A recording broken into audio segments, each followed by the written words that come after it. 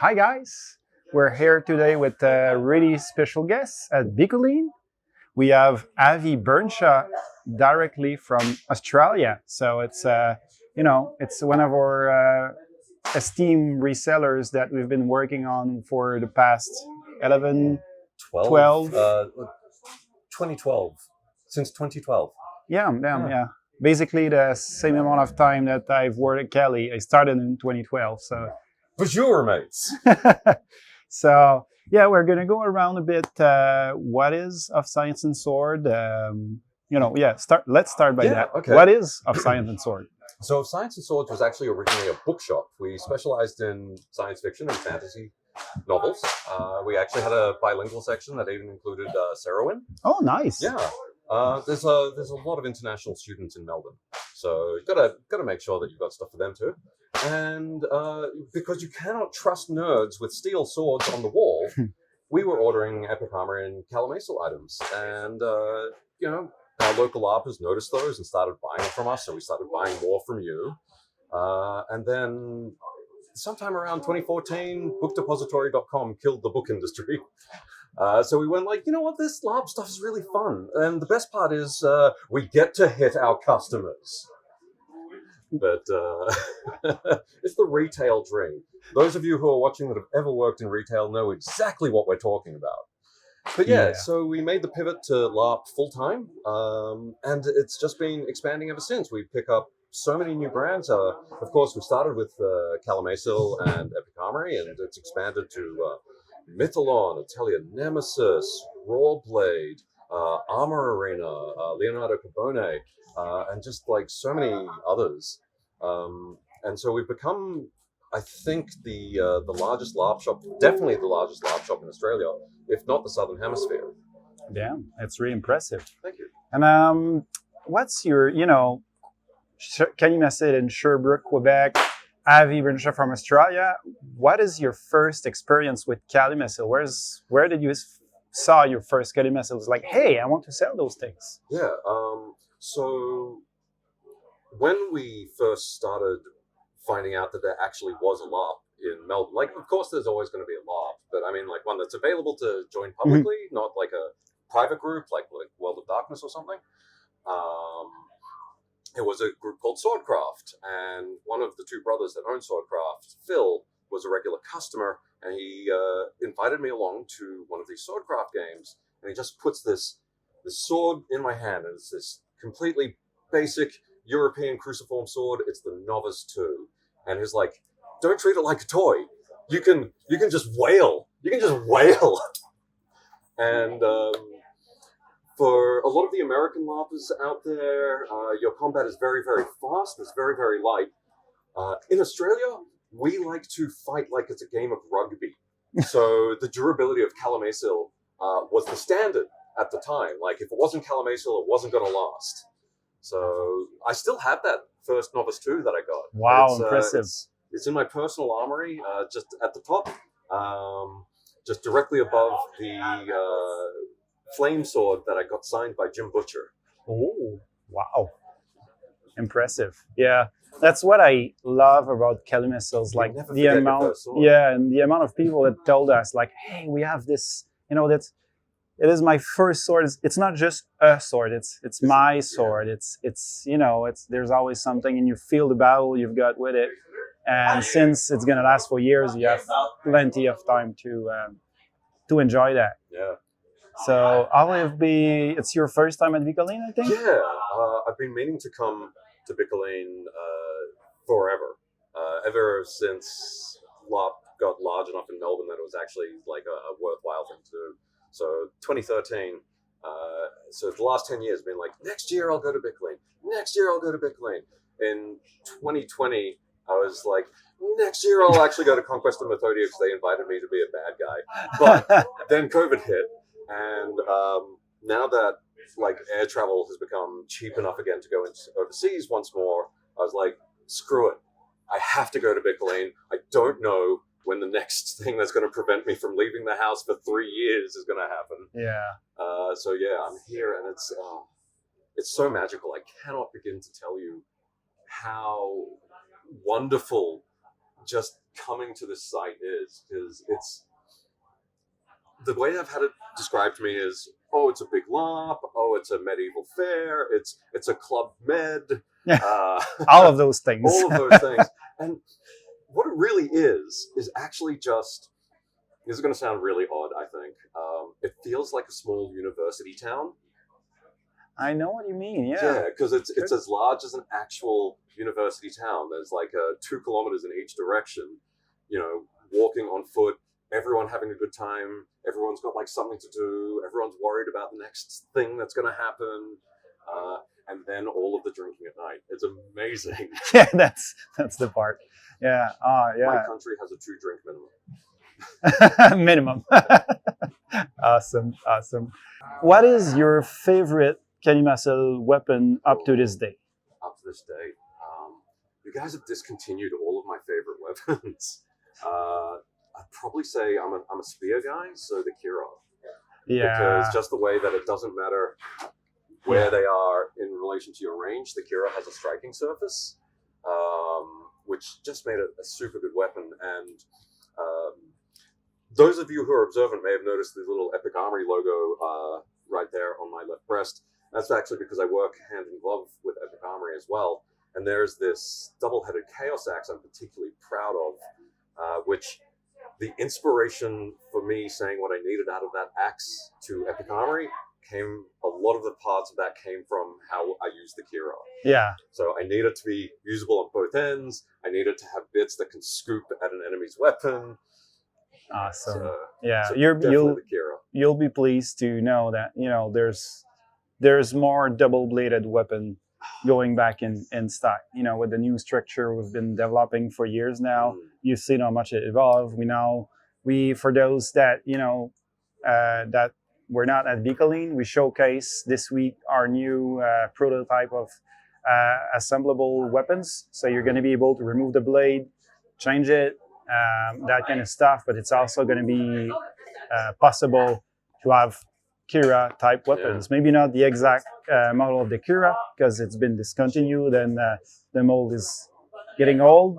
It's funny to think that Calimacil have been making weapons for 20 years. Actually, this year at Bicolline is going to be Patrick's, the founder of Calimacil's, 20 Bicolline. So he started 20 years ago with latex weapon, actually, his first year. And then from that day, you just continue with the objective of making the best LARP weapon. Yeah. And every year he came back with newer stuff up to this day. 20 years ago, we still bring new stuff. 20 years was not enough. You're right. Yeah. And all of that started for him for a summer project. He was studying to be an engineer, almost over. And then he saw... what's the restaurant name? Medieval Time in Toronto. It was like, oh, that thing seems so cool. From that date, after that, he said, oh, I heard this thing at Bicolline. We should go. We should make our own weapons and go there. Like, hey, we should. Let's do a summer project. Let's do LARP weapons. It's been 20 summer. So yeah. Yeah, and you guys are finally getting a building here and everything. Yeah. That's we announced that this year too. You guys gonna be able to see more about the project online. I'm so jealous. I'm so insanely jealous. Yeah. So it's gonna be a huge project for us, but we'll be happy. Figure out the way how to make it,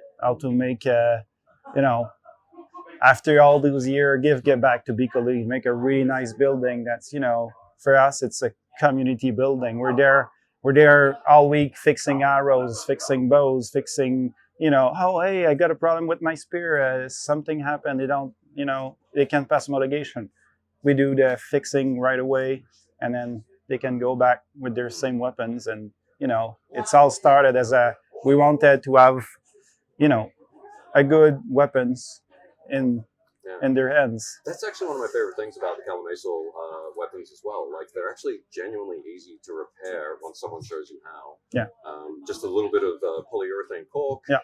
Just gentle, steady hands, and wait 12 hours and then paint it. Yeah, that's even if you cut on an armor, or is the thing that I've seen the most. Like, hey, my swords get cut. That's did you hit a metal armor by any chances? Something bought from eBay. Maybe. But even if it's cut, it's not gonna rip farther. So like you said, if you use a soft glue, nothing like cyanoacrylate is gonna be sharp and hard, but cyanoacrylate is good for gluing those parts together, because it's not a safety issues. But yeah, so the tips, we evolved so much through the years with generation of tips, and it's never over. Yeah, they've gone from I can't remember how they were done, but like the Americans call it penny stock.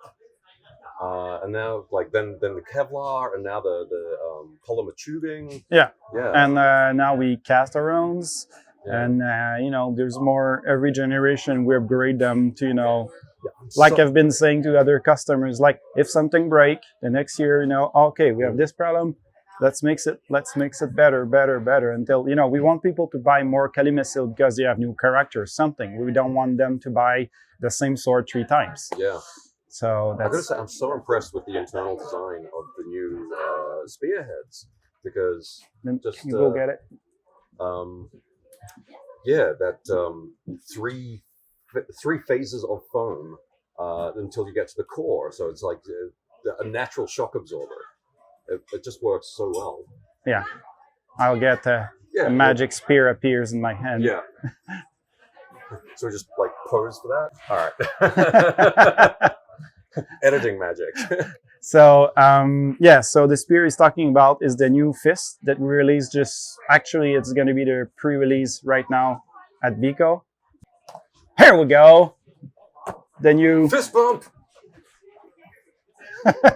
Yeah, it's for social distancing. You put the correct length of pole, and you can stay your team 2 meters apart and poke people with your fists. But so the new construction, so it's going to be the 3rd version actually of the telescopic spear. You have a fiberglass pole inside that's make the whole design ultra sturdy and durable, on top of an ABS plastic tube that's never going to break. It's going to flex, but never more than the fiberglass. It's never going to break. And we're talking about those spears that you've seen in picture, but that's a whole 9 foot. And everything is replaceable. You can have multiple designs of head. You can change the color of the foam itself. They're really good in combat too. I participate in a lot of combat heavy LARPs in Australia because we love violence. And just here, I got one from you yesterday and took it to Batal immediately, and I must have fisted 20 people. Yeah. No, they're really good, and really, again, it's still the Calimacil foam, so it's gonna compensate. It's so soft when it hits as well. I don't have to worry with battle standard. I'm always worried if I use a battle standard weapon at a lighter touch game. Mm-hmm. Down under, not a problem, but in New Zealand or if I go to a Japanese game, something like battle standard might be a bit too hard for them. And this is so soft that I wouldn't have to worry. Is it? Mm-hmm. Yeah, for those who don't know, that's how we test weapons. Yeah. When they're new, it's the first thing, is it safe? Yeah. Seems like it. I've only had 9 concussions. Yeah. So. That's not true. It's actually only 8. Yeah.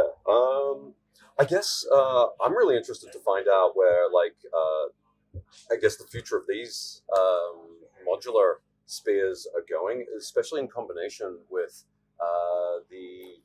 I'm not quite sure what you call them, the little computer boards that were part of the Kickstarter. Oh, the Calimacil. Yeah, Calimacil, yeah. Thank you, sorry. Yeah. So we still have the Calimacil right now. It's available on the lightsaber, and we're slowly releasing it also as a torch. So it's I love calling it just a 6-inch lightsaber, because basically it's the same principle as the handle of the lightsaber with a skin of a torch, and then you have this jelly rock over it, and then you can actually block with it. So it's I said, it's as sturdy as our battle ready lightsaber. So and then after that, it's all about, imagination. If you want to add it in a spear, if you want to add it in a... So we're talking about this, and, it's all about imagination. Longer staff, it's a staff. And, maybe make some like rune weapons where like the colors just flow through the blade or something. That would be where we would love to be able to do. But, it's really tiny, but to fit that in a weapon, it's still going to be a challenge, because thinking a blade, like that. So, but, we're pretty going to find a way at some point. And all rechargeable with a USB-C port here. So you can have multiple battery on your belt if you want. And 2 of these can last you probably all night with, 1 or 2 battery, but that all day, all night long. Yeah. So, there's a lot of cool stuff coming out. And the assemblable weapons is right now in that. But like I said, slowly we're going to offer more variety, even the smaller cores, like half an inch core. So the more regular weapons is going to be able to be customizable. There's the Druid staff that we released also, that's like that. That's fit with those. Yeah, I love the new paint that just sort of changes color depending on the direction you're looking at it. I think we sold out of the actual staff itself, but you've seen it, the elemental staff, so you can.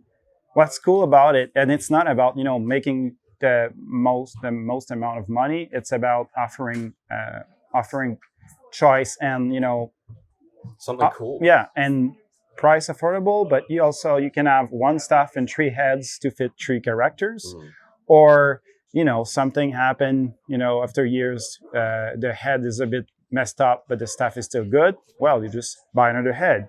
And also Sham, same principle. So there's going to be a lot more of those types of weapons lately. And for shipping to, let's say, Australia, that should really save. Because thinking those 9-foot spears, they fold in 2. So at least it's not, oversized. Because at this length, it's the maximum length that we can ship, literally. It will be half an inch longer, and we would have to, put them separate. It's not an understatement to sort of point out how expensive shipping these larger spears often is, to the point that even within Australia, several of our customers end up, if they're purchasing from me and they're in somewhere like Perth, it's often cheaper to get you to ship it to them than it is for me to ship it to them. Yes, it's a large, desolate country. Yeah, it's a country continent, so it's quite a... Yeah, it's... shipping smaller objects is going to be great. I've noticed that this is actually a development that a lot of the other LARP manufacturers are doing as well. You probably noticed that Epic Armory now has the screw pull system, and they've got plans for more stuff in that. What's their name? They're Italian. Ficino del Drago. Yeah, with their Black Dragon armory. They do a screw apart system as well. Nice. Yeah, and they're good folks. I've met them once when we were in Lucas Comic-Con game in 2019. It was an awesome event. But we meet those folks. I know the artists behind Black Dragon. I just wish they could produce more stuff. There's so much demand for their magic staves in Australia, and they're like always out of stock. Nice. So I think we covered pretty much. I'm really happy that you're here, even vending at the Calimacil booth, and finally meet you after 11 years. I was doing shipping when I started Cali almost 11, 12 years ago. I was seeing a name like, Avi Bernshaw, Australia, Avi Bernshaw. And then here we are, 11 years later, meeting in person. Yeah, and I really like how, just in the LARP community itself, everything is so friendly that even though, technically we're business competitors, we're still business partners. Yeah, I mean, we still sell each other's stuff. Exactly. We still even have Epic Armory weapons in the booth. Yeah, that's what I really love about this. It's just everyone actually works together to make cool stuff and tell stories and just have fun. Yeah, it's more about a friendly, a sport competition, it's just, we're a competitor, but at the same time, we respect each other, and we realize at this point, if someone would like another brand of weapon more than ours, I mean, it's their choice. So we'll be happy to deserve them. Yeah. And, you know, if you sell them one thing that they'll like, they'll come back for another. Exactly. So we have a bit for everything. Exactly. One-stop shop. Thank you again. Glad to meet you. And likewise. see you guys later. So happy to be here.